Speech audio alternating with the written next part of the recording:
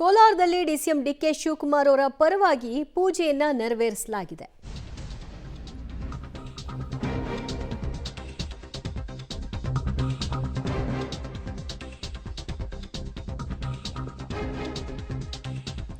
ಡಿಕೆಶಿ ಅಭಿಮಾನಿಗಳು ಮತ್ತು ಬೆಂಬಲಿಗರಿಂದ ಕೋಲಾರಮ್ಮ ದೇವಿಗೆ ಈಡಗಾಯಿ ಹೊಡೆದು ಪ್ರಾರ್ಥನೆಯನ್ನ ಸಲ್ಲಿಕೆ ಮಾಡಲಾಗಿದೆ. ಡಿಕೆ ಶಿವಕುಮಾರ್ ಅವರ ಅಭಿಮಾನಿ ಬಳಗ ಡಿಕೆ ಶಿವಕುಮಾರ್ ಅವರ ಫೋಟೋಗಳನ್ನ ಹಿಡಿದು ದೇವಸ್ಥಾನದಲ್ಲಿ ಪೂಜೆ ಪ್ರಾರ್ಥನೆಯನ್ನ ನೆರವೇರಿಸಿದ್ದಾರೆ.